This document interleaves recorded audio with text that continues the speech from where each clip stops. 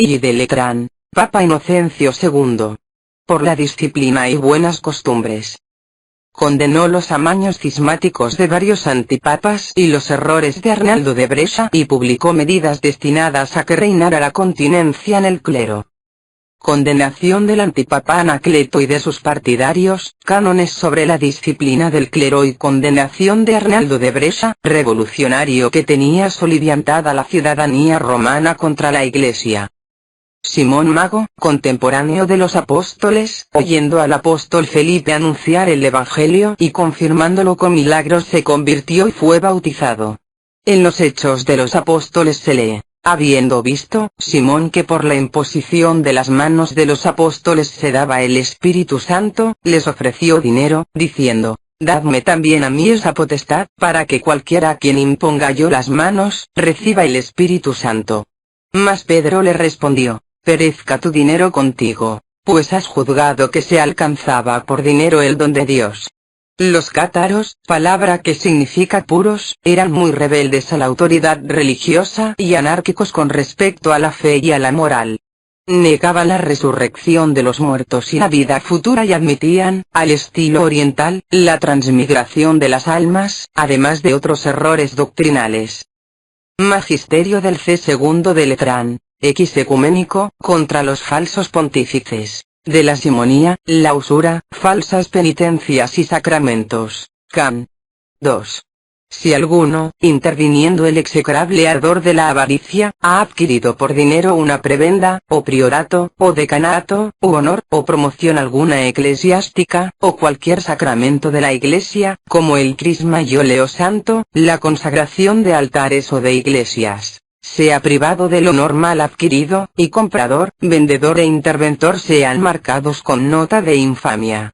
Y ni por razón de manutención ni con pretexto de costumbre alguna, antes o después, se exija nada de nadie, ni nadie se atreva a dar, porque es cosa simoníaca. Antes bien, libremente y sin disminución alguna, goce de la dignidad y beneficio que se le ha conferido.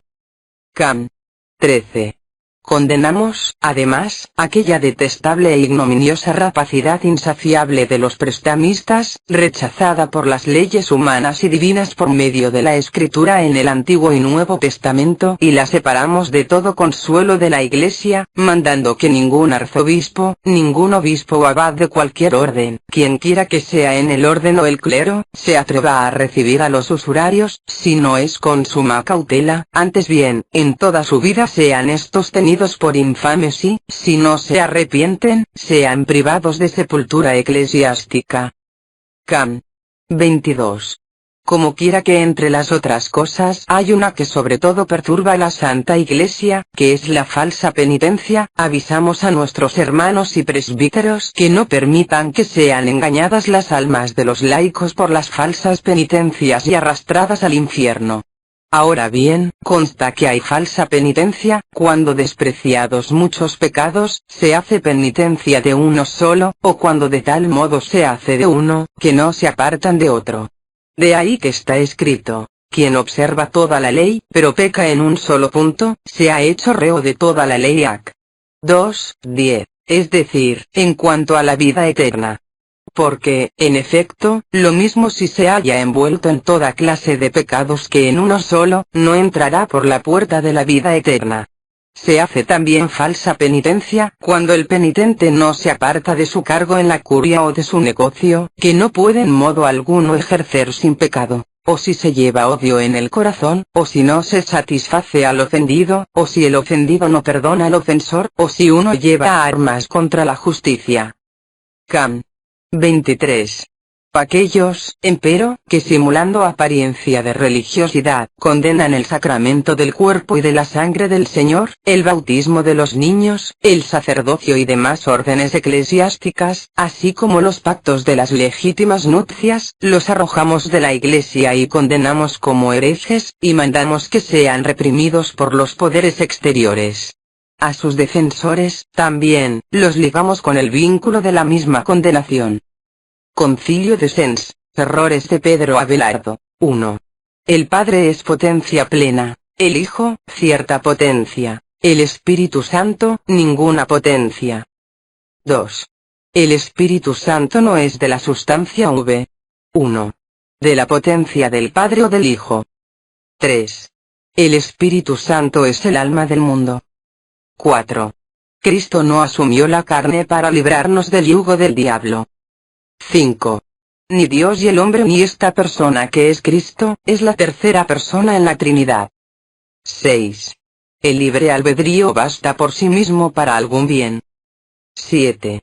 Dios solo puede hacer o omitir lo que hace o omite, o solo en el modo o tiempo en que lo hace y no en otro.